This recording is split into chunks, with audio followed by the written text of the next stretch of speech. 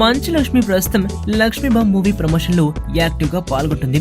Female centric movie, అందులోనూ తనే lead role చేయడం, పైగా తన పేరు మీదే ఈ సినిమా ఉండడంతో వీలైనంతగా ప్రచారం చేసి ఆకట్టుకునే ప్రయత్నం చేస్తుంది మంచు లక్ష్మి. అయితే ఈ మధ్య సినిమా నిర్మాణంలో ఈ మెస్ లో అయిపోయిన మాట వాస్తవమే. గతంలో వరుస సినిమాలు చేసేవాళ్ళు మంచు వారసులు. దాదాపుగా వీరు తీసే సినిమాలు సొంత ప్రొడక్షన్ లోనే ఉండేవి.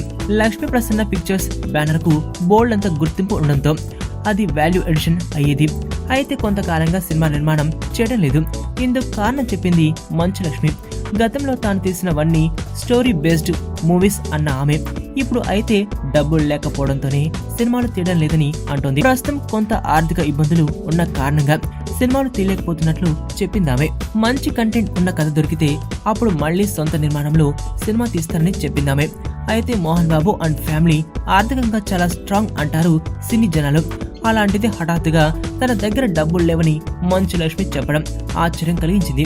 ఇంటర్వ్యూలో డిమానిటైజేషన్ ప్రభావము అనే ప్రశ్న ఎదురైతే తానిప్పుడు చెక్లు మాత్రమే తీసుకుంటానని, అలాగే పేమెంట్స్ కూడా చెక్ ఫార్మాట్ లోనే చేస్తానని తెగేసి చెప్పింది మంచు. సుబ్బు, నీకు తెలుసా, నాకు ఎర్లీ మార్నింగ్ ఒక కల వచ్చింది. నువ్వు నన్ను జ్యువెలరీ షాప్కి తీసుకెళ్ళి వడ్డానం కొనిచ్చావంట. ఏ టైంకి? గుర్తులేదు సుబ్బు, 5 అనుకుంటా. అదే మరి 5కి మీ బాబు వచ్చి బిల్లు కట్టినట్టు నాకు కాల్ వచ్చింది.